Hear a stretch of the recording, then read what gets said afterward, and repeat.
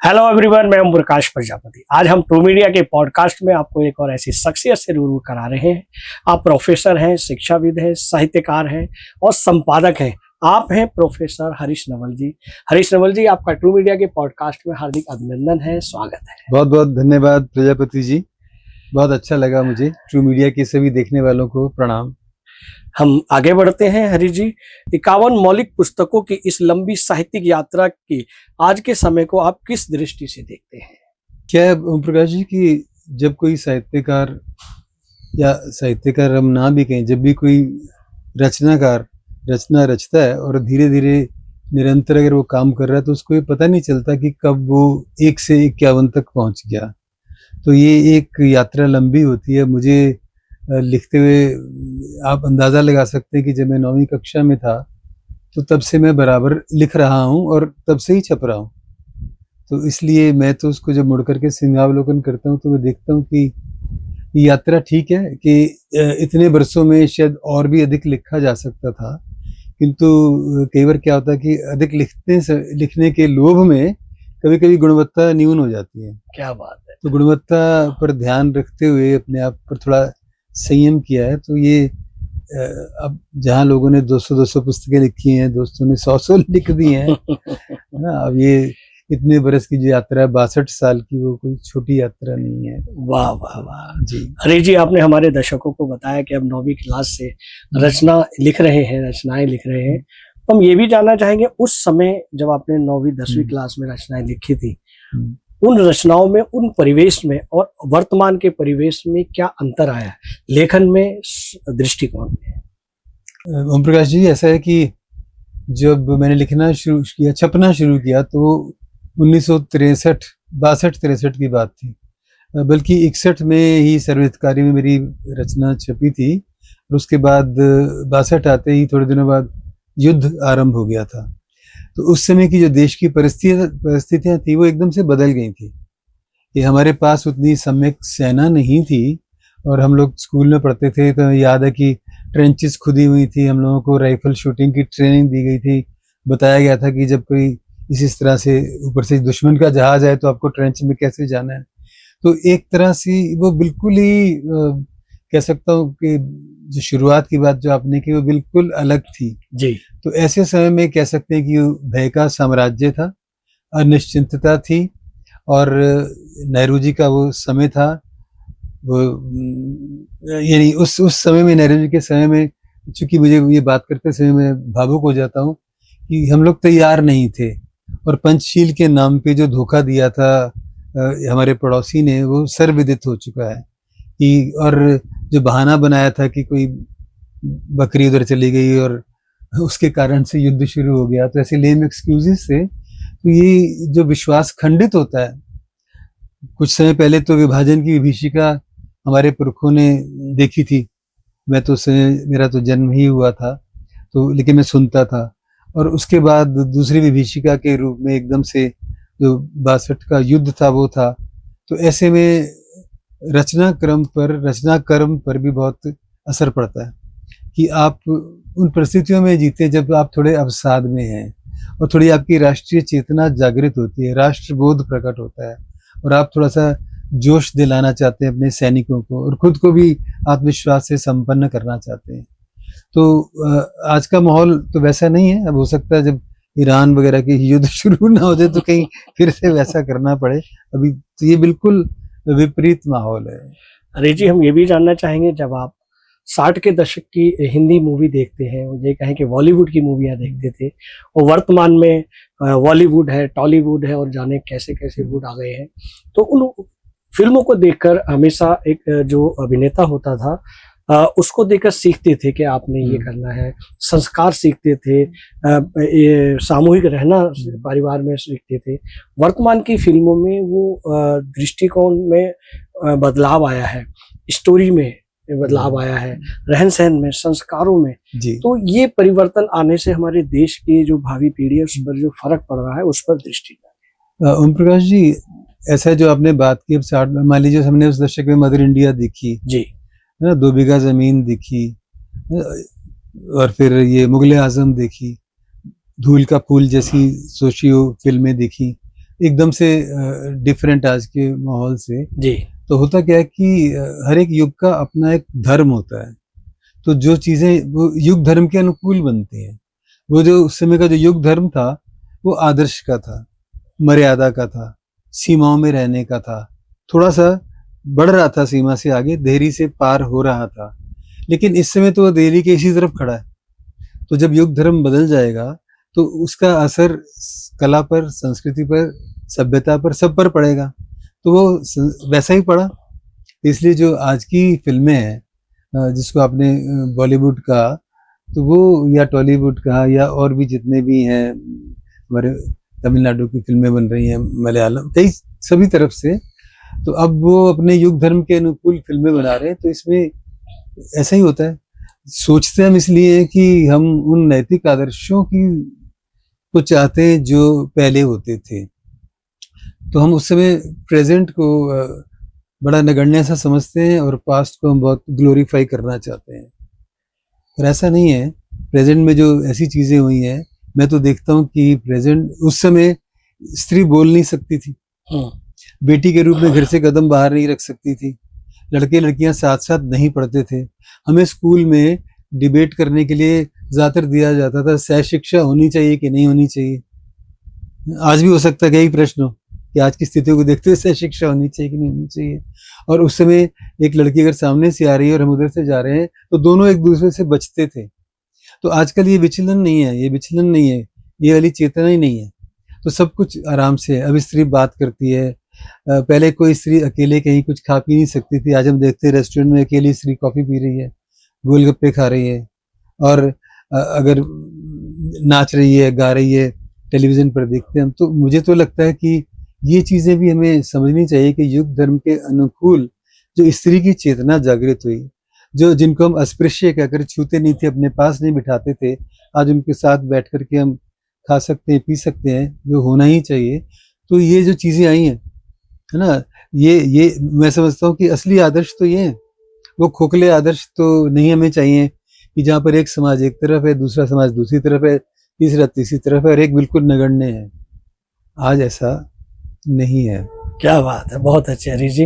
हम ये भी जानना चाहेंगे कि पहले हम सामूहिक परिवार में रहते थे और बड़े आदर्श के साथ, प्रेम के साथ और मिलजुल कर रहते थे, और एक जो घर के मुखिया दादा होते थे वही उनकी बात को मानते थे, पिता भी उनके बच्चे मानते थे, फिर उन तीसरी पीढ़ी चौथी पीढ़ी तक सारी चर्चाएं होती थी और सब सामूहिक रहते थे, एक दूसरे का मान सम्मान करते थे। लेकिन आज की स्थिति ये है कि अगर एक बच्चा भी है तो वो अपने परिवार से दूर रहता है और वो अपनी फैमिली के साथ, अपनी धर्मपत्नी के साथ रहता है, लेकिन कुछ दिन बाद, कुछ महीनों बाद उनमें खटास पैदा होती है। ये कहें कि उनमें उनके संबंध छंद विच्छेद हो जाते हैं, तलाक हो जाता है और फिर वो न्यायालय पहुंच जाते हैं। आज वर्तमान स्थिति में सामाजिक दौर से देखा जाए तो न्यायालयों में तलाक की, चाहे किसी भी जाति के लोग हों, युवा हों, उनकी भीड़ ज्यादा लगी हुई है। ये भी एक चिंतनीय विषय है। इस विषय पर देखिए ओम प्रकाश जी, आप जिस समय की बात कर रहे हैं तब देश की कुल जनसंख्या 32 करोड़ थी जी, आज 140 करोड़ पार कर चुकी है। तो आप उसी परसेंटेज से देखेंगे तो आपको केस उतने ज्यादा नहीं लगेंगे। ये हम लोग जब गणना करते हैं तो ये भूल जाते हैं कि हमारे देश की जनसंख्या अब कितनी है, अब हम कितने अधिक शिक्षित हो चुके हैं और अभी भी कितनी अधिक प्रतिशत गाँव में रहती है। गाँव में, छोटे नगरों में ऐसा नहीं होता, शहर के कुछ कोनों में ऐसे जोड़े रहते हैं, है ना। तो इसलिए वो उतनी प्रतिशत नहीं है, उतनी घबराने की जरूरत नहीं है। मैंने पहले भी कहा कि युग धर्म के अनुकूल ही होता है सब कुछ। क्या बात है। तो अब आपने जो बात की जॉइंट फैमिली की और न्यूक्लियस फैमिली की, अब एकल फैमिली सिस्टम है, अब जॉइंट फैमिली सिस्टम में हम भी रहे तो उसमें मेरी माँ तो हमेशा खाना ही पकाती रहती थी, उसकी हैसियत तो एक माई जैसी थी, मेड जैसी थी, और जो हमारी दादी जी थी उनकी हैसियत एक स्वामिनी जैसी थी, और सब लोगों को दब के बच के चलना पड़ता था। मुझे संगीत का शौक था, मेरे भाई को संगीत का शौक था, वो कहते थे ये क्या है, मरासियों का, भांडों का काम है। तो हम चुपचाप अपने इंस्ट्रूमेंट छिपा करके थैले में रख करके जाते थे। तो दादाजी पूछते क्या लेके जा रहे हो, किताबें हैं, पढ़ने जा रहे हैं। तो उससे तो अच्छा है कि आप, अब हम अपने पिता के सामने आराम से, बच्चा कह रहा है कि मुझे मॉडलिंग करनी है, मुझे ये करना है, मुझे वो करना है, तो वो उनसे पूछता है और वो दोस्तों की तरह से रहते हैं। ये बात और है कि जब अति हो जाती है तो वो फिर अच्छा नहीं होता। उस समय जब अति ज्यादा हो गई तो फिर जॉइंट फैमिली टूटने लगी। स्वतंत्र नहीं है, 50 साल का लड़का है तब भी उसके पिताजी उसको उसकी पत्नी के सामने थप्पड़ भी मार सकते हैं। आज हम बच्चे को भी नहीं मार सकते। छोटे बच्चे को हाँ, भी नहीं मार तो अति इधर भी हुई उधर भी हुई, पर उसमें क्या है कि समय के बोध के अनुसार जॉइंट फैमिली सिस्टम वो उतना सफल नहीं रहा, क्योंकि उसमें अब हुकूमत नहीं कोई चाहता। वहाँ एक शासन होता था। वहाँ तो पानी का गिलास भी पति जो चाहता है कि मेरी पत्नी लाए या मेरी लड़की लाए, लड़का भी बैठा रहे, दोनों साथ साथ बाहर आए हैं तो लड़की बिटिया ही जो है बेटे को पानी पिलाए। यानी जहाँ तक पानी ही नहीं पी सकता आदमी तो क्या जिंदगी है और क्या परसोना है।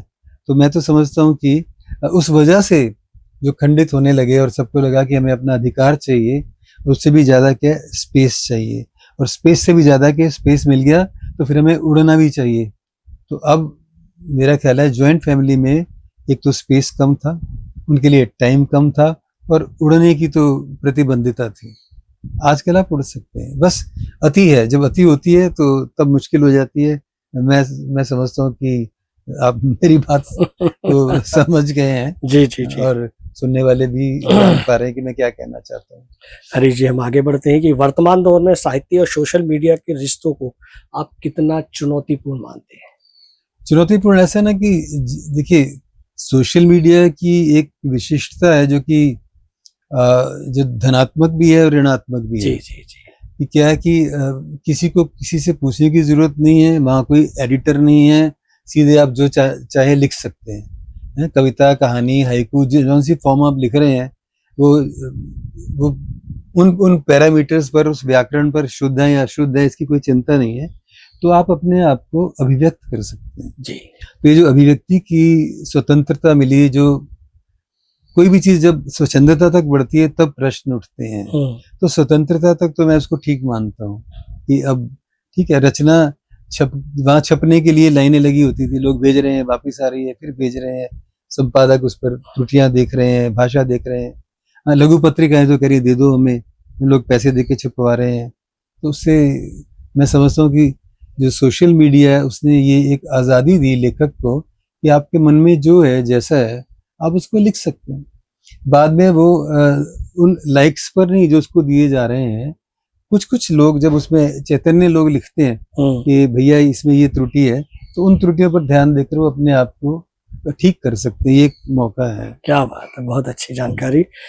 आज के युवा लेखक सबसे बड़ी कौन सी गलती कर रहे हैं जिसे सुधारने की आवश्यकता है? यही गलती कर रहे हैं जो मैंने भी कहा कि जैसा है तुरंत छप जाए, बस प्रकट हो जाए। क्या बात है। यानी चाहे सोशल मीडिया पर हो या कहीं भी है, बस किसी भी तरह से छप जाए। तो उनको ना जल्दी बहुत है जी, ये जो जल्दबाजी, शॉर्टकट ज्यादा। हाँ, जल्दबाजी जो होती है ना कि क्या है कि हम सीढ़ियां चढ़ रहे हैं तो कूद के चढ़ना चाहते हैं। 3 सीढ़ियां चढ़ भी सकते हैं, लेकिन अगर गिरे तो बिल्कुल निचली सीढ़ी पर गिरेंगे। हो सकता है कमर या पैर टूट भी सकते हैं। जी जी जी। ना भी टूटे, अगर हम पहुंच भी जाए तो सांस फूल जाएगी। सांस मान लो ना भी फूले, पर हर बार हम उतनी सीढ़ियां नहीं चढ़ सकते। जी जी जी। तो क्या है कि जो कहते हैं ना slow and steady wins, slow भी है, स्टडी भी है, निरंतरता भी है, लेकिन आराम से कि आप देखते हुए अपने आप को मांझते हुए। तो आजकल जो है ना, मांझना नहीं हो रहा, मांझना नहीं चाहता युवा, हो ही नहीं रहा।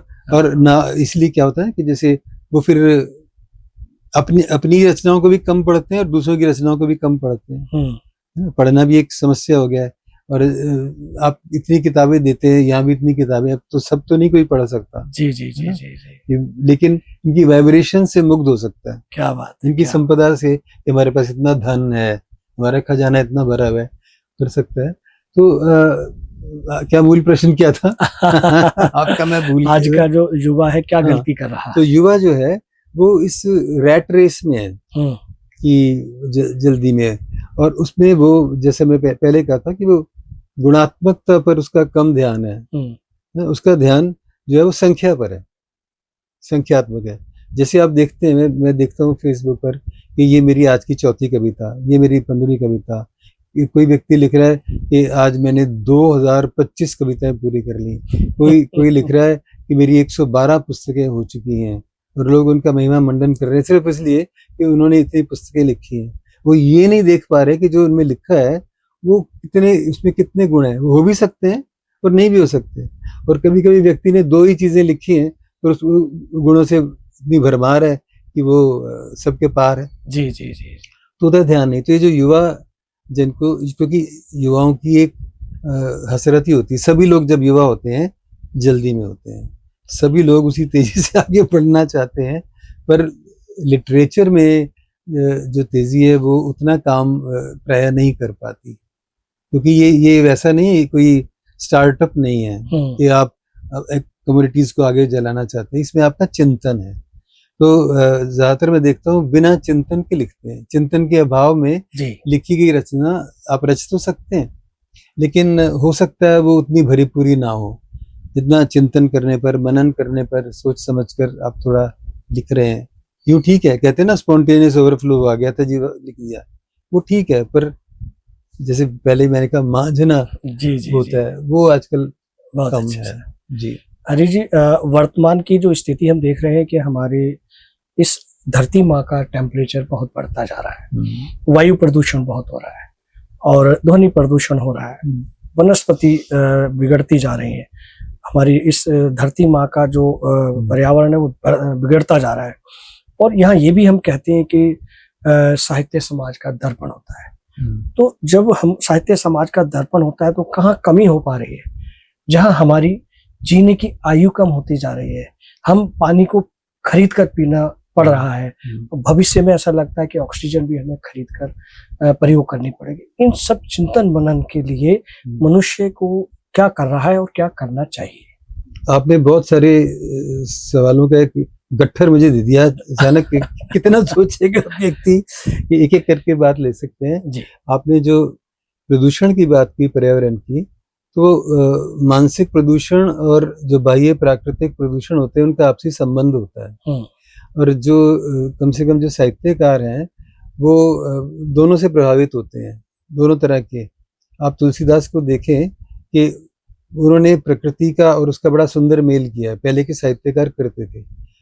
आधुनिक युग के भी बहुत से लोगों ने, विशेष रूप से छायावादी युग में, एक बात के युग में, लोगों ने बाह्य प्रकृति और आंतरिक प्रकृति का सामंजस्य स्थापित किया है। लेकिन अब क्या रह गया कि अब वो आंतरिक प्रकृति तो उसका तो बिगाड़ है ही, और बाह्य प्रकृति का बिगाड़ उनकी वजह से ज्यादा हो रहा है। हम अपने बिगाड़ की वजह से जो दूसरों का हक है वो छीन रहे हैं। चिड़िया का हक छीन लिया, चीते का हक छीन लिया, सांप का हक छीन लिया, बिच्छू का हक छीन लिया, उनकी धरती पर कर लिया। और वो आते तो हमें लगता है उनकी धरती नहीं थी, हमारी, हम उनको मार देते हैं, उनको हटा देते हैं। तो क्या है कि वो फिर वो विचलन हो गया कि जो समीकरण नहीं बन पा रहा प्राकृतिक जो पहले बनता था, तो उसके अभाव में तो इकोलॉजिकल बैलेंस जब बिगड़ता है तो उसके बाद से सारे बिगाड़ आते हैं, तभी सुनामी भी आती है। सब जो इतना सुंदर प्रदेश हमारा उत्तराखंड है, वहां पर कितने प्रकोप अब हो रहे हैं, तो उसके पीछे ही है कि हमने उन पहाड़ों को हम शहर बनाना चाह रहे हैं। हम खुद मसूरी में हमारा फ्लैट था तो देखा वहाँ 185 फ्लैटों का एक कुनबा बन, वो आए, वो कहते मुझे स्वागत गीत लिखवाना आपसे। मैंने कहा मैं तो भैया गद्य लिखता हूँ, मैं तो नहीं लिखता कविता। नहीं हमें आपसे लिखवाना। तो वो रोजाना 3 दिन लगातार मेरी क्लास के आगे आके खड़े होते रहे ऐसे चुपचाप, बाएं बांधे हुए, चैलेंजिंग मुद्रा में। तो बड़े प्यारे से होते हैं ना ये सब लोग, विद्यार्थी जैसे बच्चे होते हैं अपने। तो फिर मैंने, वो कहते हैं एक दिन, कहते हमने आपकी आधी समस्या हल कर दी है, हमने देखिए मुखड़ा तैयार कर दिया, अब तो आपको अंतरे लिखने। मैंने कहा मुखड़ा क्या है? ये देखिए मैंने कह दिया है स्वागत नमन स्वागत नमन स्वागत नमन, बस आप लिख दीजिए। उन्होंने जिस ढंग से कहा तो मैं द्रवित भी हुआ, पल्लवित भी हुआ, खुशित भी हुआ, हंसित भी हुआ। तो मैंने कहा वाह। तो फिर मैंने वो गीत लिखा, और जब गीत लिख करके उसको उन्होंने बोस की म्यूजिक पे लगाया, HMV से रिकॉर्ड बनाकर लाए थे। क्या बात। उसमें इन लोगों ने गाया था, उसमें विशाल भी थे, ये भी, रेखा भी थी, और कुछ और भी लोग थे जो बाद में प्रसिद्ध हुए। सिद्धार्थ एक गजल के बारे में थे जी। तो उन्होंने जब जैसे ही हॉल में प्रवेश किया तो एकदम से सब लोग खड़े हो गए, रविशंकर जी आए हैं। तो तभी उन्होंने वो गीत लगा दिया, स्वागत नमन करते हैं स्वागत आपका, कर नमन। तो वो रुक गए और कहने लगे, मैं था, मेरे साथ विशाल भारद्वाज से एज स्टूडेंट, संगीत उसके, और कॉलेज की प्रिंसिपल थी। हम खड़े हो गए, हम भी खड़े हो गए। तो उन्होंने कहा कि अभी अंदर नहीं जाएंगे, गीत चल रहा है। तो चुपचाप हम भी खड़े हो गए। अब जब वो 2 मिनट खड़े रहे, जब गीत बंद हुआ, रविशंकर जी अंदर गए, लोग ने तालियां बजा के स्वागत किया। और जब मंच की ओर चढ़ने लगे तो उनका तो क्या हुआ कि मैंने, वो कहते बहुत सुंदर गीत था, गुड कंपोजिशन। तो मैंने कहा जी ये बच्चे ने बनाई है, विशाल भारद्वाज ने।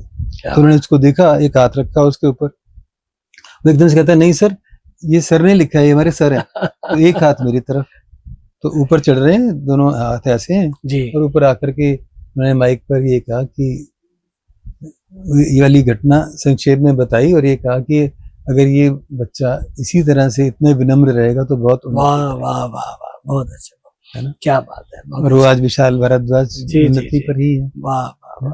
तो ये जो आपने पूछा, तो आप कह रहे थे ना कि आदमी भावुक हो जाता है जब उसके बच्चों की बात होती है, विद्यार्थियों की बात होती है। ऐसे और भी विद्यार्थी हैं जिनके नाम बहुत हैं, पर ऐसे भी हैं जैसे हमने अभिरंग नाम का रंगमंच का ग्रुप बनाया था बच्चों के लिए।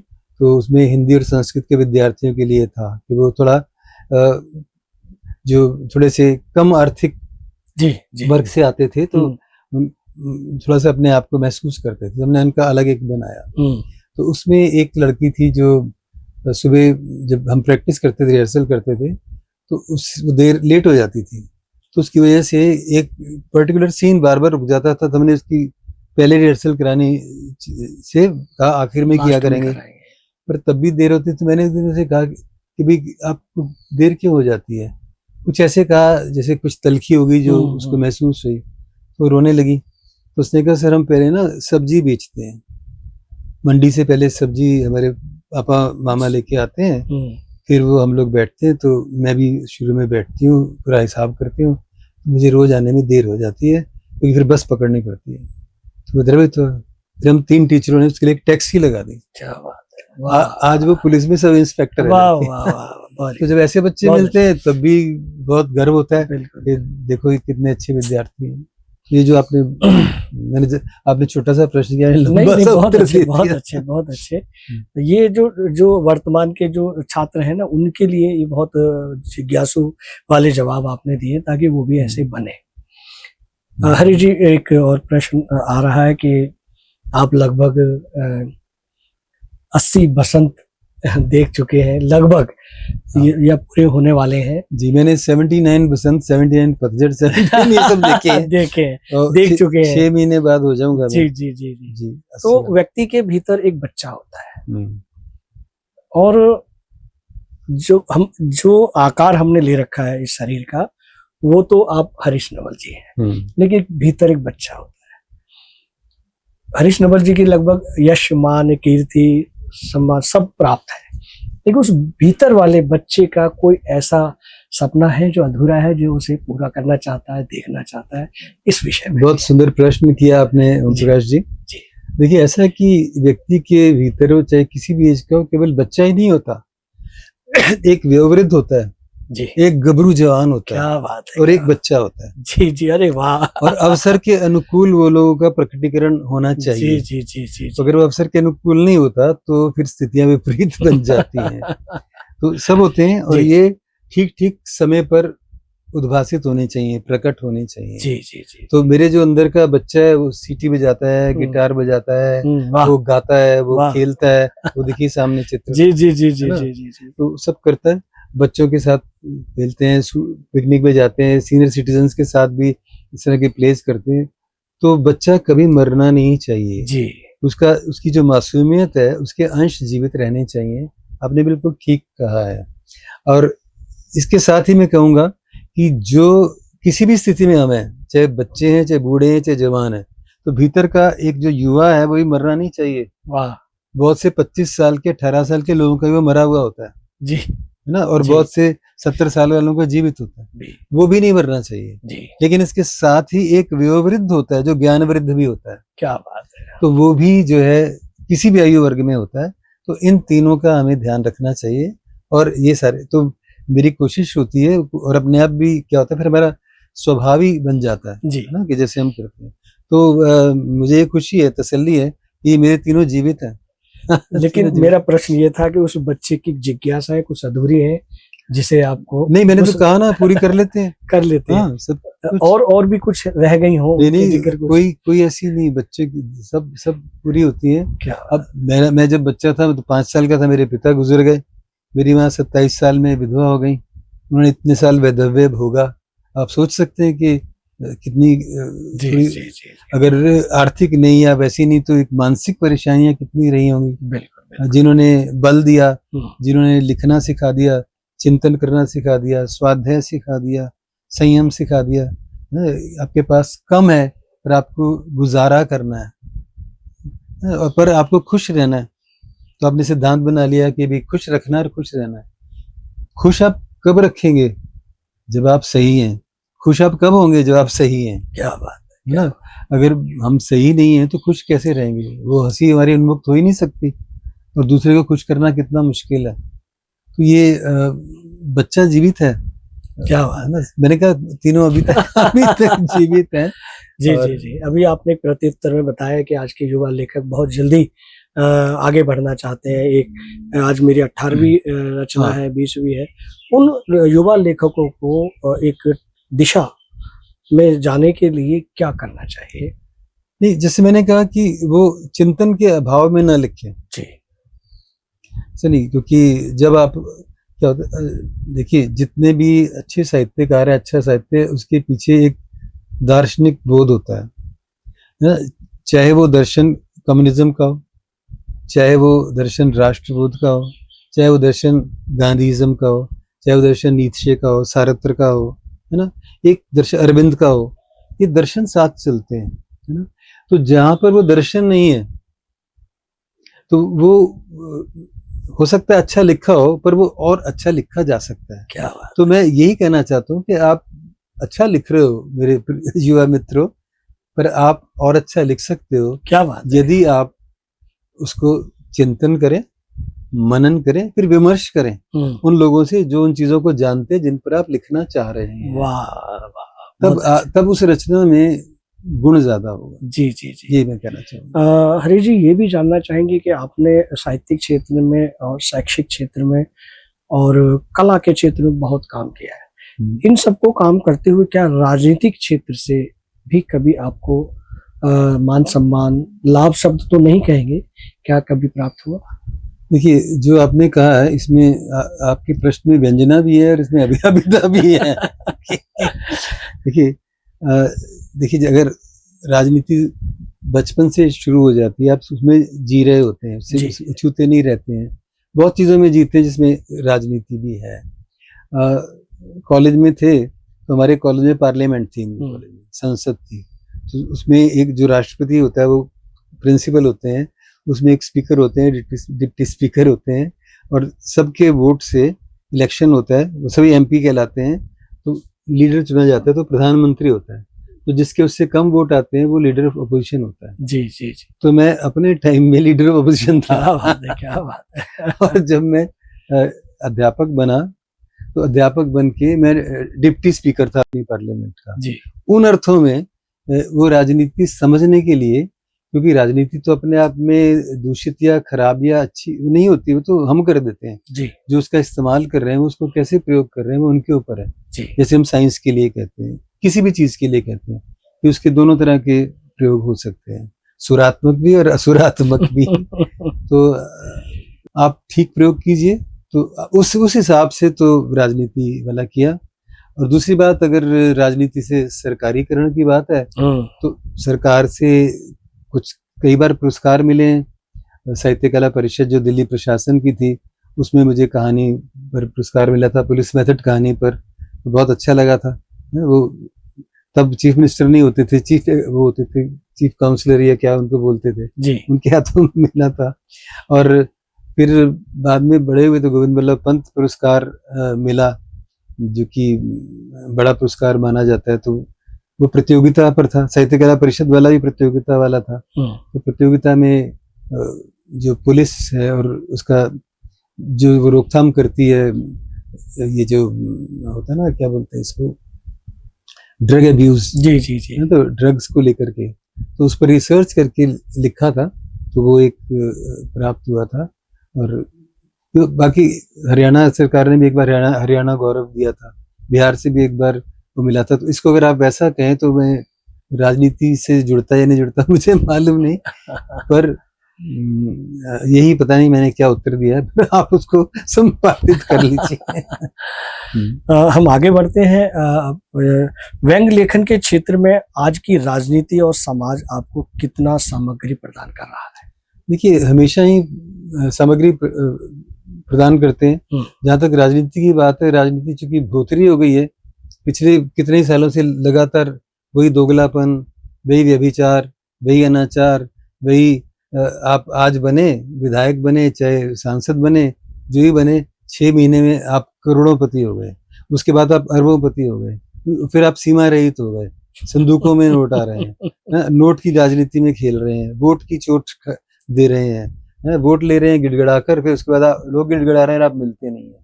तो ये राजनीति तो एक जैसी है, कितना लिखेंगे उसके ऊपर आप? जो एक जैसी चीज होती है तो उसको आपको नए ढंग से लिखना होता है। अब लिखने की कितनी चीजें हमारे पास है ना, हमारे पास बहुत सारे ऐसे नए विषय हैं कि जिन पर हम लिखते हैं, हम लोगों को लिखना चाहिए। तो राजनीति पर लिखा, जयंकर इस पर बहुत ज्यादा लिखता है, मैंने भी लिखा है। शिक्षा पर बहुत लिखा है मैंने, क्योंकि जिस क्षेत्र में आप होते हैं आप उसको नजदीक से जानते हैं, बिल्कुल। उसकी दुर्बलताएं भी जानते हैं। परिवार पर लिखा है।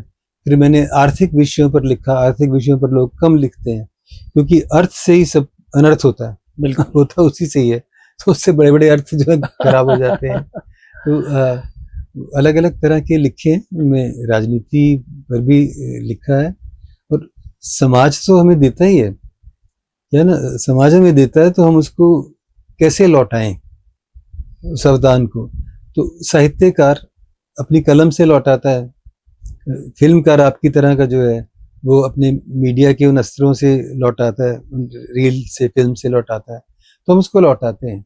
अब वो लौटाने के क्रम में जो हम दे रहे हैं वो कितना उत्कृष्ट है, ये हम पर काफी निर्भर करता है। क्या तो हमें उसे निकृष्ट नहीं देना जो हमने पाया। और अगर मान लीजिए समाज में हमने कोई ऐसी चीज देखी जो बहुत अच्छी नहीं है, तो हमें भी तो उसको बदलना है। तो आपने एक बात बीच में कही थी कि साहित्य समाज का दर्पण है, तो मैं इसको दूसरी तरह से सोचता हूँ। प्राय लोग कहते हैं दर्पण है, तो दर्पण है तो उसमें क्या है, तो फोटोग्राफ हो गया, आपने जैसा देखा वैसा खींच दिया, तो उसमें क्या विशेषता है?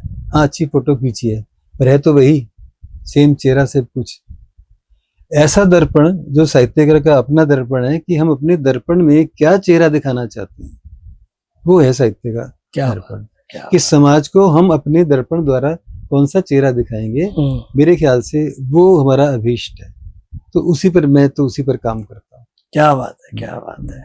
हम ये भी जानना चाहेंगे हरीश जी कि आपने 50 देशों में भारत का प्रतिनिधित्व किया है। वर्तमान वैश्विक परिदृश्य में हिंदी साहित्य की स्थिति कैसे देखते हैं? देखिए ओम प्रकाश जी, क्या होता है, हम यहाँ बैठे जब चांद को देखते हैं, बड़ा सुंदर लगता है हमें जी, बहुत सुंदर लगता है। उस पर कविताएं रचते हैं, लिखते हैं, पेंटिंग्स बनाते हैं, फोटोग्राफ लेते हैं, सभी तरह के मीडिया इस्तेमाल करते हैं चांद के जी। लेकिन जब हम अपनी इस पृथ्वी से दूर होते हैं तो हम देखते हैं कि ये तो चांद से 9 गुना ज्यादा चमकदार है। क्या बात है, जो हमें पता ही नहीं। तो जब हम दूर जाते हैं दिखाई देता है। अपने देश में हम अपनी हिंदी की, अपनी संस्कृति की, अपने योग, अपने धर्म, अपना सब चीजें देखते हैं।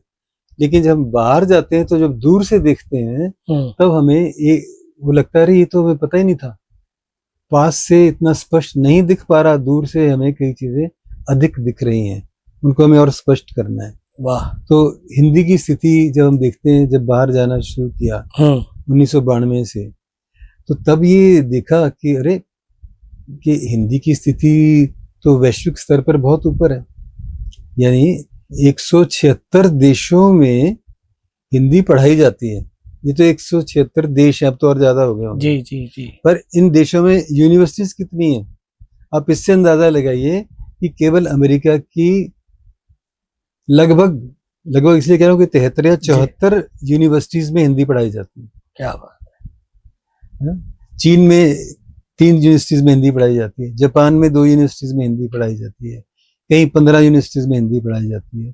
तो आपको आश्चर्य होता है कि जब आप अपनी पुस्तक, मैं जापान में टोक्यो यूनिवर्सिटी की लाइब्रेरी, मुझे अपनी किताब मिली, मैं रोने लगा।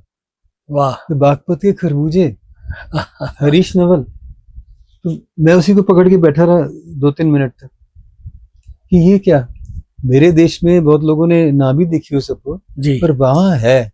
कनाडा में गया तो कनाडा में मुझे अपने दोस्तों की पुस्तकें देखी, ममता कालिया जी की, रविंद्र कालिया जी की, मैंने अपनी पुस्तक देखी, तेजेंद्र शर्मा की। मैंने कहा अरे हम लोग हैं यहाँ, हिंदी है, हिंदी है, हिंदी है, वाह, हिंदी वाह। साहित्य है, जी। उसके माध्यम से हिंदी संस्कार है, उसके माध्यम से भारतीय संस्कृति है, तो उसकी छवि बरकरार रहनी चाहिए। वाह। उसकी छवि बरकरार रहे तो उसके लिए हमें यत्नशील होना चाहिए। और तो उसके लिए फिर वो एक ये बन गया कि एक प्रकल्प ही बना लिया कि नहीं, हमें ढंग से चलना है कि लोगों की लगे कि हाँ ये हिंदी है, ये भारत है, ये संस्कृति है। तो उसके लिए देखा, जो आपने प्रश्न किया, तो वहाँ जो हिंदी की स्थिति है जी, ऐसी नहीं है जैसे क्या है। मैं एक छोटी सी बात कहता हूँ जी, कि यहाँ हिंदी बहुत है, भारत में सब तरफ हिंदी है, किंतु हिंदी के प्रति सम्मानजनक रवैया नहीं है, सम्मानजनक दृष्टि नहीं है ना, उसको हम थोड़ा ओछा समझ के थोड़ा सा नेग्लेक्ट करते हैं। वहाँ ऐसा नहीं, वहाँ जैसे अन्य भाषाएं वैसे ही हिंदी है, तो उसको वो उसी सम्मान की दृष्टि से देखते हैं। तो हमें लगता है, मैं तो यही कहता हूँ अपने देश में, कि आप जब हिंदी की बात करते हैं तो अचानक अंग्रेजी को क्यों गलियाने लगते हैं? वो भी किसी की माँ है, जैसे हिंदी हमारी माँ है, वो भी किसी की भाषा है। जी, जी। और वो ऐसी भाषा है जिसने हमें इतने देशों में पहुंचा दिया, उसके माध्यम से हम बोलते हैं, उसके माध्यम से हिंदी का प्रचार करते हैं। तो वो तो हमारी सहयोगी नहीं हुई, वो हमें कहाँ तंग कर रही है।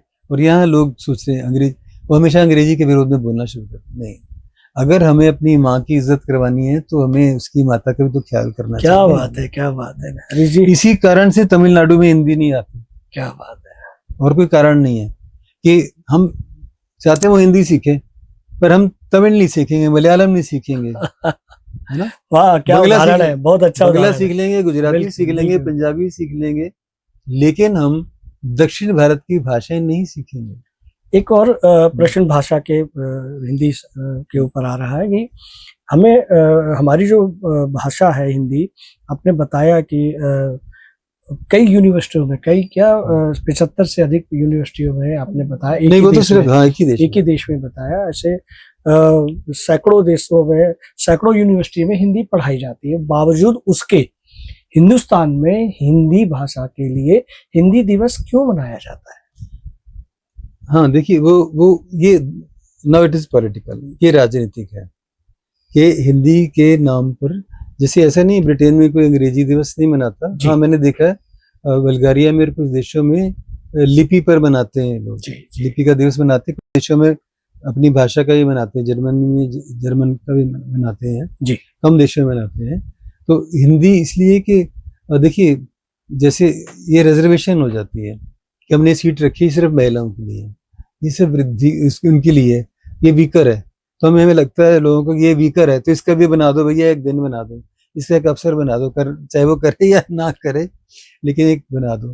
तो एक पद और एक उसके रूप में चल रही है। तो ये जो आपका प्रश्न है बहुत उत्तेजित करने वाला है, ये काफी आपको मानसिक चिंतन का बोध कराता है कि ऐसा क्यों है, ये ऐसा होना नहीं चाहिए जी। या तो 365 दिन दिवस मनाए इसके, नहीं 365 दिन कोई आप रोज जिए इसमें। सुनो, आप स्वतंत्रता दिवस रोज मनाएंगे, गणतंत्रता दिवस रोज मनाएंगे, जन्मदिन रोज थोड़ा कोई मनाता है, फादर्स डे रोज नहीं कोई मनाता। ये कहने की बात है, लोग हमेशा ऐसे ही कहते हैं, रोजाना कितने दिवस मनाएंगे आप तो तभी मनाएंगे, अध्यापक दिवस उसी दिन मनाएंगे।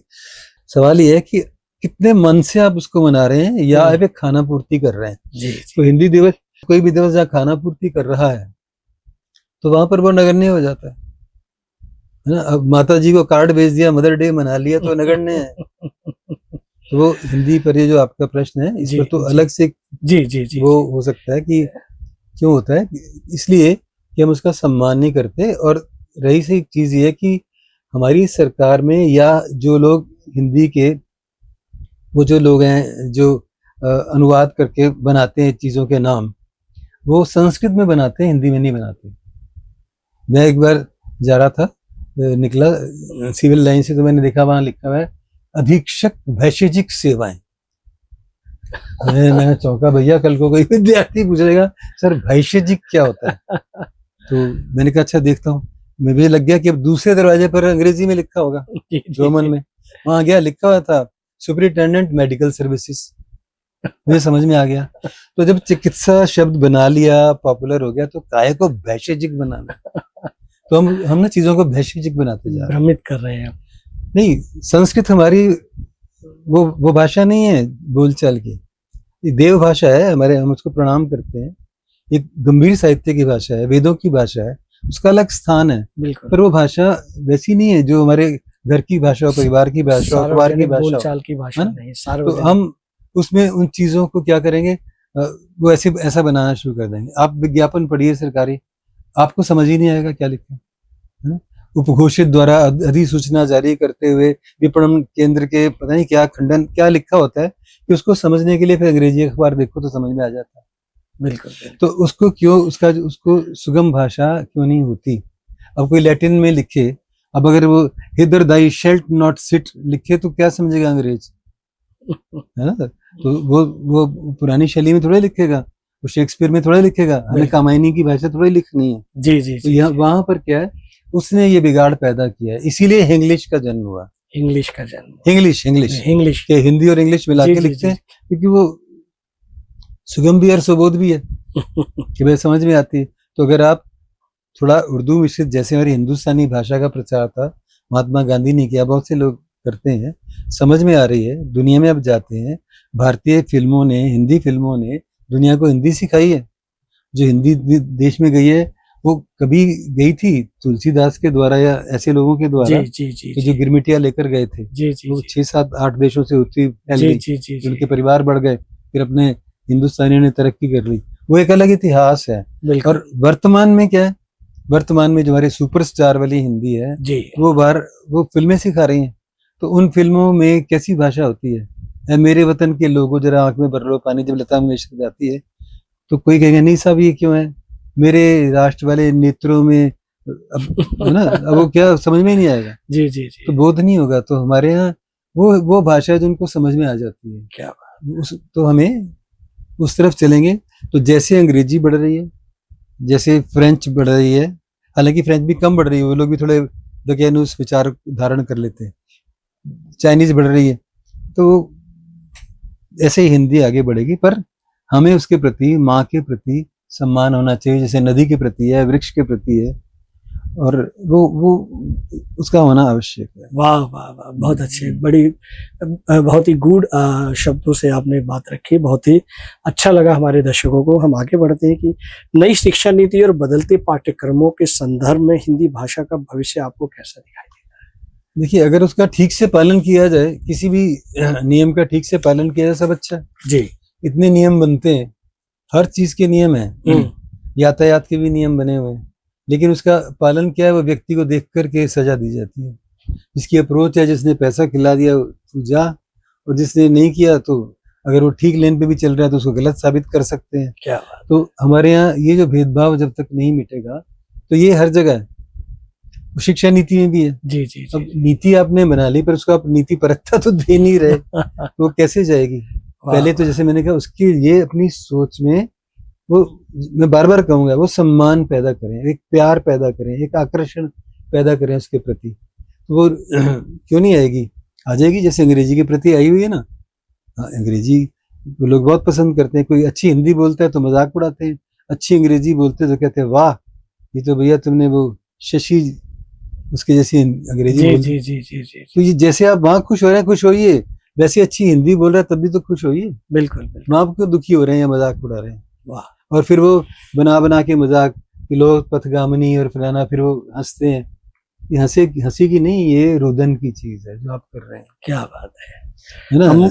हम ये भी जानना चाहेंगे कि आर्टिफिशियल इंटेलिजेंस और तकनीक के बढ़ते प्रभाव को आप साहित्य के लिए अवसर मानते हैं या खतरा मानते हैं? देखिए, ऐसा होता है कि चीजों के रूप बदलते हैं। अब वो नहीं रहा, पहले लोग कंठस्थ करते थे, श्रवण के द्वारा होता था सारा, फिर उसके बाद जब लिखने लगे भोजपत्रों पर लिखते थे और चीज़ों पर लिखते थे, धीरे धीरे पेपर पर आ गए, धीरे धीरे वो टाइप करने लग गए, टाइप में फ़ॉन्ट भी तरह तरह के आ गए, तो हम विकास कर रहे हैं। तो इसी विकास का क्रम में हमारे पास एआई आ गया। आज से थोड़ा ही है, 1956 से है, ये तो आज जरा पॉपुलर हो गया है। तो ये आएगा तो देखिए क्या होता है कि इसका लाभ उन लोगों को बहुत होगा। मैं साहित्य के या भाषा के संदर्भ में जी जी जी। आज भी हमारे देश में बहुत से परिपत्र, बहुत सी एप्लीकेशन, बहुत सी चीज़ें जो हैं अंग्रेजी भाषा में लिखनी होती हैं।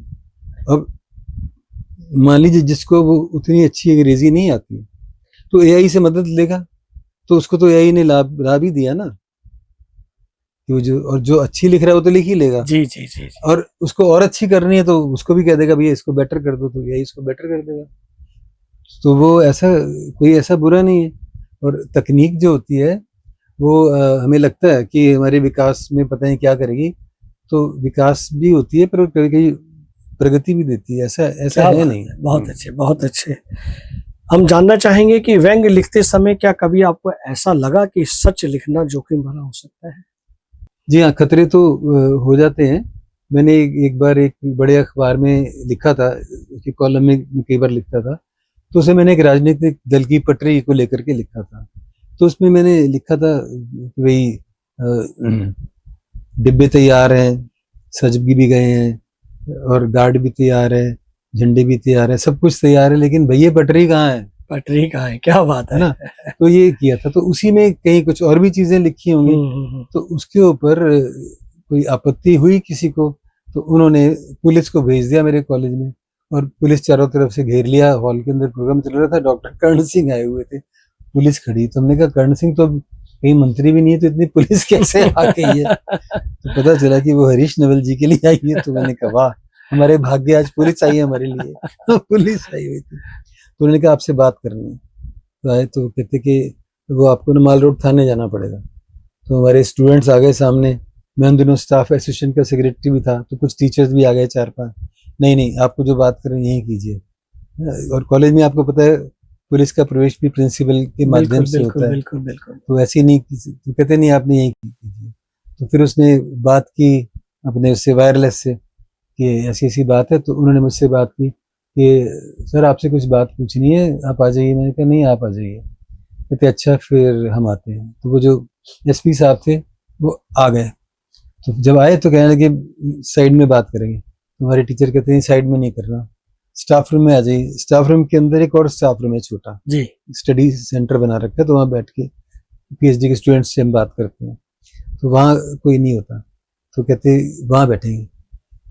ठीक है, फिर वो वहाँ बैठ गए। तो मैंने कहा जी अब बताइए क्या बात है, आप मुझे क्यों पकड़ना चाहते हैं?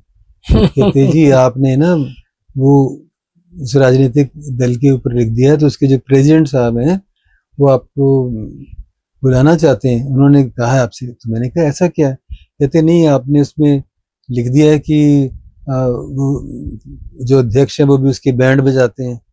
तो मैंने कहा वो तो एक मुहावरा है, उससे क्या हुआ? कहते नहीं जी आपको नहीं पता, वो पहले उस राजनीतिक दल के बैंड में ही थे। पता नहीं क्या बात है। तो वो था। ऐसे और भी हुआ कि उस व्यंग लेखन की वजह से जहाँ मुझे पदोन्नति होनी थी वो नहीं हुई, कि आपने स्पष्ट कह दिया। मैंने अपनी चेयरमैन से पूछ लिया, मैं बरसर था, अकाउंट्स कॉलेज का देखता था। तो मैंने कहा जी जो ट्रस्ट ने अपना शेयर देना होता है, जब यूजीसी ग्रांट देती है, तो वो 17 साल का रिकॉर्ड तो मैंने चेक कर लिया, उसमें नहीं दिया अपना 2-3%। तो चेयरमैन कहते हैं do we have to give? तो मैंने कहा आपको पता होना चाहिए, आप चेयरमैन है, आपने अपना शेयर नहीं दिया, कब देंगे आप शेयर?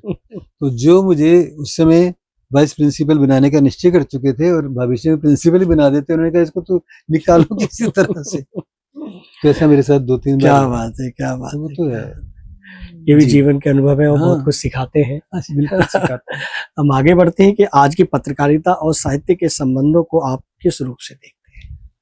ओम प्रकाश जी, हाँ आपने ठीक प्रश्न किया, क्योंकि पहले क्या था, साहित्यकार, पत्रकार, संपादक एक जैसे होते थे। धर्मवीर भारती संपादक थे, पत्रकार भी थे, बालसुख राय हुए, मनोहर श्याम जोशी जी हुए, मृणाल, पांडे हुई, शीला झुंझुनवाला हुई, है ना, और भी उससे पहले महावीर प्रसाद द्विवेदी हुए, प्रेमचंद हुए, निराला हुए। तो ये सब लोग साहित्यकार भी थे और पत्रकारिता भी करते थे। कालांतर में बल्कि काफी समय तक चला, सूर्यकांत वाली के समय तक भी, और कुछ कहीं कहीं तो होता था और भी चला, लेकिन फिर क्या हुआ, वो लोग ब्रांड मैनेजर बन गए। तो जब अखबार पत्रिकाएं ब्रांड बनने लगी तो तब वो साहित्य का और पत्रकारिता का रिश्ता थोड़ा थोड़ा टूटन के कगार पर आ गया। इसलिए कि जो जमाना था उसमें वो धन प्रमुख हो गया कि, और धन कैसे आएगा, विज्ञापन से आएगा, विज्ञापन कैसे लेने हैं, तो क्या चीज होनी चाहिए, तो हमें ऐसा संपादक चाहिए जो उसकी बिक्री बढ़ाए, जो उसमें अधिक से अधिक विज्ञापन लाए। तो वो साहित्यकार तो नहीं करता, बिल्कुल, हाँ, वो तो वही कर सकता है जो मैनेजर हो। तो मैनेजर चाहिए जी। तो उससे क्या हुआ कि उस कारण से जो मैं समझता हूँ विशेष रूप से अखबारों में, वो उस कारण से थोड़ा सा रिश्तों में विभिन्नता आई है। बहुत अच्छे हैं। हम जानना चाहेंगे कि आपने गगनांचल जैसी प्रतिष्ठित पत्रिका का संपादन किया। आज की साहित्यिक पत्रिकाओं के सामने सबसे बड़ी चुनौती क्या आ रही है? नहीं, देखिए, साहित्यिक पत्रिकाओं के सामने चुनौती, देखिए, किसी पत्रिका के लिए होता है पाठक, जी, है ना, और पाठक का मतलब गंभीर सहृदय पाठक। तो उसकी एक टोटल कमी तो थोड़ी है।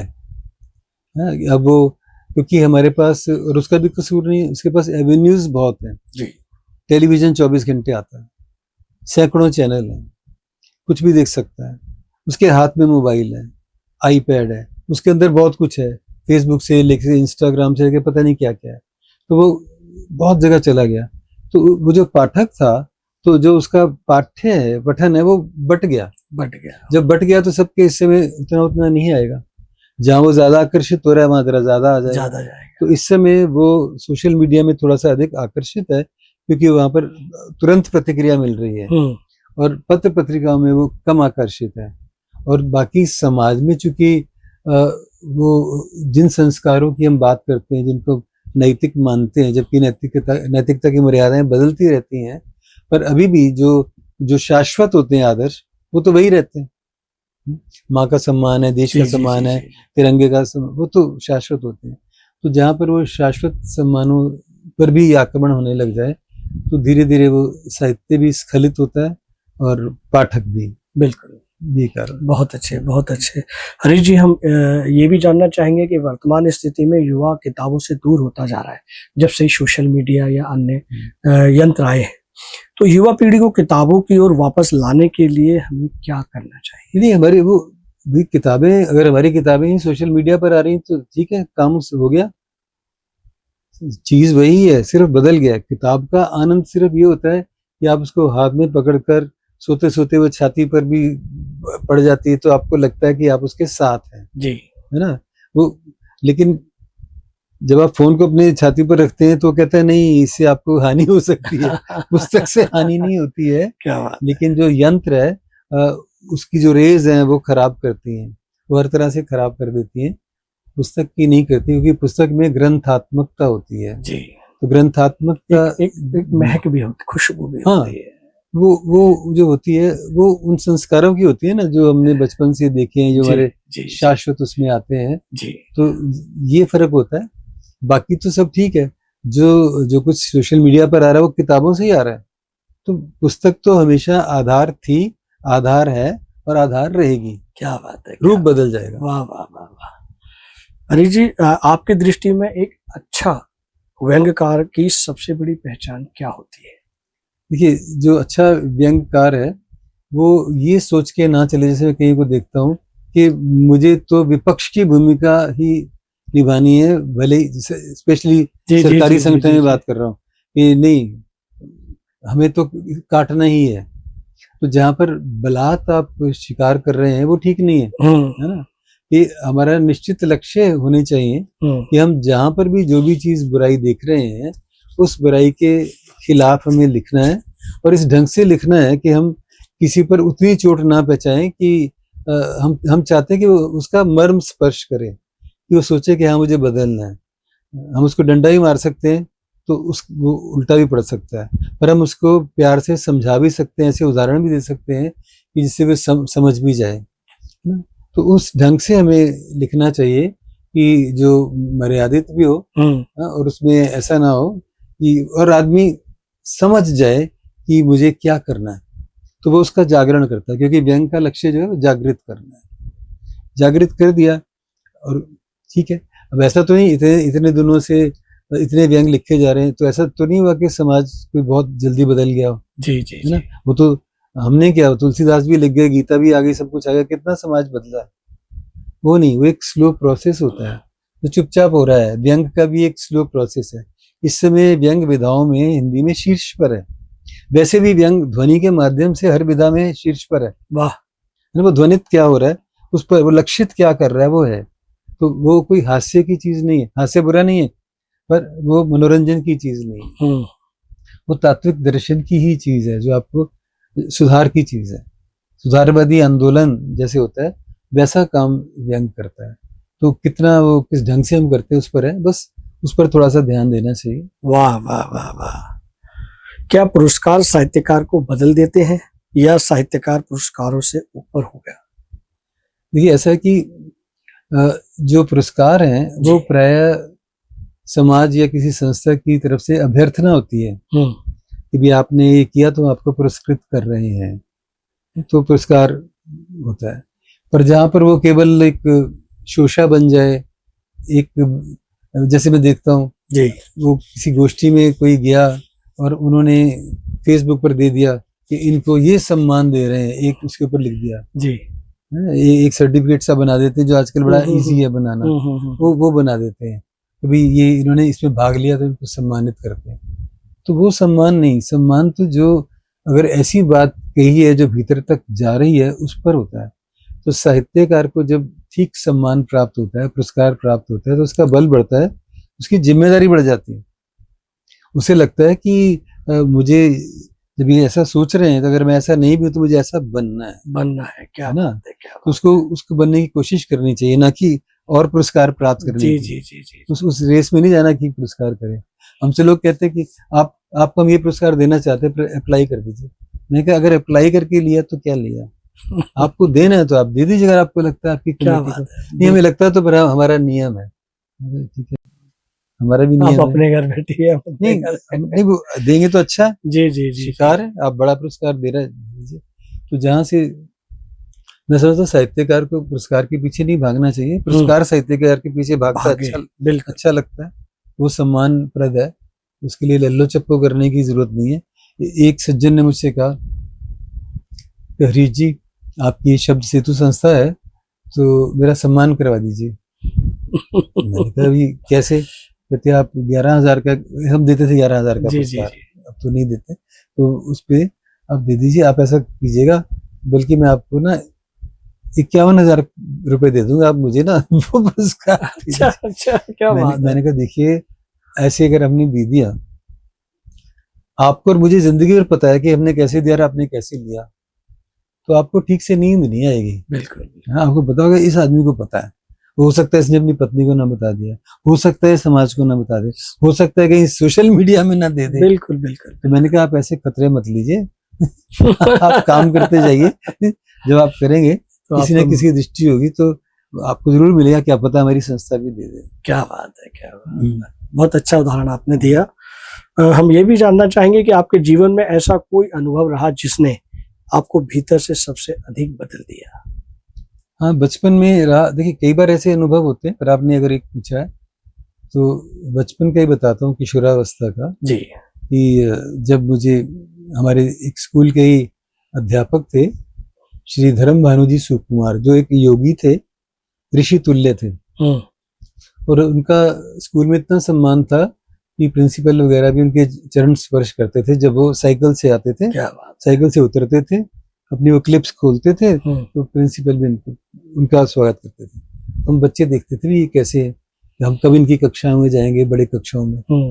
फिर जब गए तो फिर उन्होंने उनके से संपर्क हुआ, तो कक्षा में आते थे तो आकर के सबसे पहले एक वाक्य या एक सूक्ति लिखते थे, तो 10 मिनट उसके बारे में बोलते थे। मान लो उन्होंने लिखा योग है कर्म सुकौशलम, तो उसका अर्थ बताएंगे। क्या और बात। फिर उसके बाद कक्षा शुरू करेंगे। तो ऐसे रोज नहीं संस्कारित कर रहे हैं, आग्रह नहीं कर रहे। जी जी जी। मेरे जैसे व्यक्ति नोट करता था, कुछ लोग नोट करते थे, कुछ लोग सिर्फ सुनते थे, कुछ लोग ग्रहण वैसे कर लेते थे या कुछ नहीं करते थे, जैसा होता है।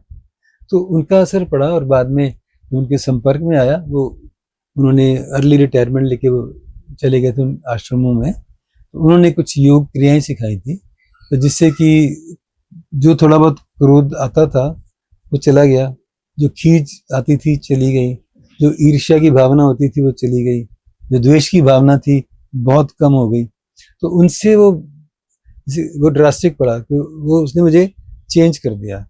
तो वो मैं स्कूल की बड़ी कक्षा में आकर के 11वीं ऑनवर्ड्स बिल्कुल बदल गया था। तो एक परिवर्तन तो मुझे वो स्पष्ट दिखाई दे रहा है आपकी एक क्या बात बात से। है, क्या बात है, बहुत अच्छे। शोधार्थियों द्वारा आपके साहित्य पर हो रही शोध को आप किस भाव से देखते हैं? बहुत अच्छा लगता है कि जब कोई पत्र आता है, कोई फोन आता है और वो कहते हैं कि हम आप रिसर्च करना चाहते हैं। मैं पूछता हूँ क्या विषय है, फिर वो विषय बताते हैं। तो फिर मैं कहता हूँ ऐसा नहीं, इसको इस तरह से लीजिए। फिर होता है। तो देखिए मन को तो अच्छा लगता है, और पर एक बात लगती है कि प्राय लोग जो जीवित साहित्यकार हैं उन पर शोध करते हैं पर उनसे साक्षात्कार नहीं करते, मिलते नहीं जबकि वही मौजूद है, क्या या पत्र के द्वारा भी कम करते हैं। वो सिर्फ टेबल वर्क करके या ऑलरेडी जो उनका कहीं छपा है उसको देते हैं। तो मैं उनको यही कहता हूँ कि अगर जीवित साहित्यकार पर कर रहे हैं तो आप उससे मिलिए, उसको जानिए। हो सकता है कि जितना आपने जान के लिखा आप उसमें बातचीत उसको से और न्यून कर दें या उसको बढ़ा दें। जी जी जी जी। आपको उसका पर्सोना स्पष्ट नजर आए, हो सकता है आप सोचे मैं व्यर्थ इन पर कर रहा हूँ, या आपको लगे अरे इन पर तो और होना और चाहिए, होना चाहिए। या कुछ सत्य के आसपास आप पहुंच सकें। वाह वाह वाह वाह।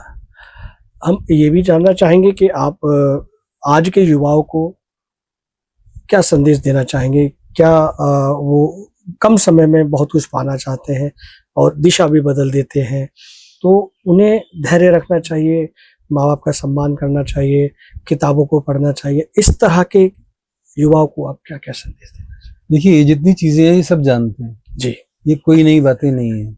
संत महात्मा भी कोई नई बात नहीं बताते, केवल जी। उनके बताने का ढंग अलग होता है। जी सब जानते हैं, सच बोलना चाहिए, जूस पीना चाहिए, दूध पीना चाहिए, अच्छी सोच रखें, कौन नहीं जानता। जी और सभी संत महात्मा यही कहते हैं, है ना, यही वर्षों से कह रहे हैं। तो इसमें नई बात नहीं। आप किस ढंग से कहते हैं, आपको जिसको आप कह रहे हैं उसको समझ के उसके मन के अनुसार उसको बोध कराना होता है। क्या हमारे यहाँ उनके मन के अनुसार बोध कराने की योजना नहीं होती। हाँ, वो एक जैसा एक सबको समझ के कहते हैं, ऐसा नहीं है। जैसे उदाहरण के रूप में जब मान लीजिए प्रेमचंद की एक कहानी मैं एक बीए पास कोर्स को पढ़ा रहा हूँ तो मैं उसको उसके स्तर पर पढ़ाऊंगा। उसी कहानी को ऑनर्स में पढ़ा रहा हूँ तो और स्तर से पढ़ाऊंगा। उसी को एमए में पढ़ा रहा हूँ तो और स्तर से पढ़ाऊंगा। और जब प्रेमचंद पर कोई रिसर्च करके वो कहानी लाता है तो मैं उसको और तरह से बताऊंगा। पर अगर सबको बहुत हाई बहुत स्लो या जैसे बताओ तो वो बहुत प्रभावकारी नहीं होता। तो हमें ये देखना कि टारगेट क्या है, उस टारगेट को देख करके हमें करना होता है। बस इतनी सी बात है, जानते सब हैं। और जो युवकों की बात है, आज का युवा प्रबुद्ध है और हमारा भारत तो इस बात पर गर्व महसूस करता है कि दुनिया में सबसे ज्यादा युवा हमारे पास है। युवा शक्ति है। हमारे युवाओं ने भारत को केंद्र में पहुंचा दिया विश्व के, अपनी इंजीनियरिंग से, अपनी मेडिकल वाह। साइंसेज से, अपनी स्पेस क्राफ्ट से, अपनी इकोनॉमिक्स से, अपने बिजनेस से, है ना, अपने स्टार्टअप से, अपनी एक्टिंग से, अपनी प्रोडक्शन से, है ना, हर क्षेत्र में देखिए, साहित्य से भी। तो उन्होंने पूरी दुनिया को आच्छादित कर रखा है। तो युवाओं से कोई शिकायत नहीं है। तो मुझे तो जयेंद्र जी का कथन याद आता है कि कली पर फूल बनने का दायित्व तो नहीं होता, उसे फूल बनना ही होता है। तो हम ना उन्हें क्या समझाएं, वो हमको समझाते हैं। क्योंकि जिन नई चीजों की तरफ युवा जा रहा है, हमें उनको उसी तरह से ही समझना चाहिए कि अब इन्हें क्या है। अब हम कहें माता पिता का सम्मान करो, तो ये वही वाली बात हो गई, कह करके क्या सम्मान कराना है। क्या बात है, क्या बात है, बहुत अच्छे, बहुत बढ़िया, उनको बहुत अच्छे। कुछ ऐसा हो कि उनको ये फीलिंग अपने आप ही आए, जी जी जी है ना। ये चीजें आत्मा से आने वाली चीजें हैं, ये बता करके तो उनको, क्योंकि वो बहुत प्रबुद्ध है, अबोध हो तो बताओ, जो सुबोध है, जो जागते हुए भी सोने का अभिनय कर रहा है, तो उसको क्या क्या जगाएंगे क्या आप? बात है, क्या बात। तो युवा हमारा चेतन है, बस ये है कि उस चेतनता में मैं जैसे अक्सर कहता हूँ, आज भी कह रहा हूँ कि हरी भरी करी 3 चीजों से बचे। हरी नहीं करनी, जैसे जल्दबाजी नहीं है हमें। जी जी जी जी। जल्दबाजी साहित्यकार को साहित्य लेखन में नहीं, इंजीनियर को नाम कमाने में नहीं, और व्यापारी को उसमें नहीं। ईमानदारी से करें, निष्ठा से करें, है ना, अपने जो सूत्र बना लें और नकल ना करें। और सबसे बड़ी बात, नकली जिंदगी ना जिए। वाह वो सुविधाओं को सुख ना माने, वो डिग्रियों को शिक्षा ना माने, और सांस लेने को जिंदगी ना समझे। वाह वाह वाह। वो आधार पे जाएं। वो ये नहीं कि पत्तों को पानी दे दिया और जड़ों में पानी डाला ही नहीं।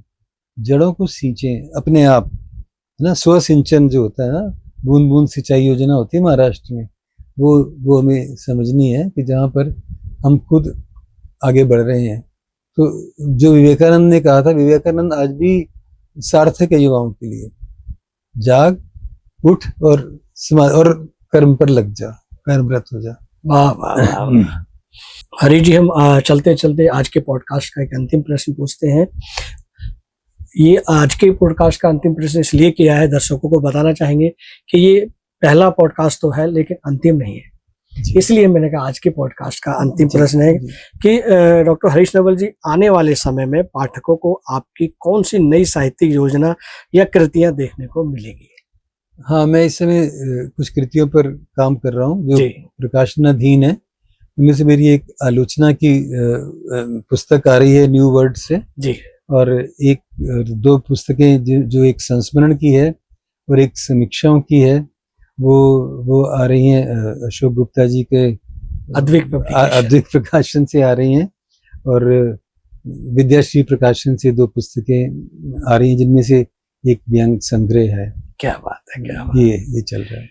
हरीश जी, आपने ट्रू मीडिया के पॉडकास्ट के लिए अपना बेशकीमती समय दिया, उसके लिए हम हृदय से आभारी हैं। ये बेशकीमती समय तो आपने दिया, आप इतनी दूर से चलकर मेरे आंगन में पधारे, मुझे इतना अच्छा लगा। मेरी स्टडी में आप बैठे हैं, मुझे खुद इस बात का गौरव है। आप जो काम कर रहे हैं वो कितना बड़ा है, इसका महत्व हम वो लोग जानते हैं जो मीडिया से प्रत्यक्ष जुड़े रहे। जी जी जी। इसमें बहुत मेहनत है, बहुत लगन है, और आप उस तरह से धन की तरफ नहीं जा रहे जैसे बहुत से लोग जाते हैं। आप मन की तरफ जा रहे हैं। तो बड़ा होने के, आयु में बड़ा होने के कारण मैं आपको आशीर्वाद देने का सामर्थ्य रखता हूं। जरूर जरूर जरूर। सौभाग्य ट्रू मीडिया परिवार का। नहीं, और जो लोग सुन रहे हैं उनको मेरा प्रणाम निवेदित। आप सबसे बड़ी हमारी संपत्ति हैं। आपके कारण ही मीडिया है, आपके कारण ही लेखक है, आपके कारण ही कलाएं हैं। जी नमस्कार।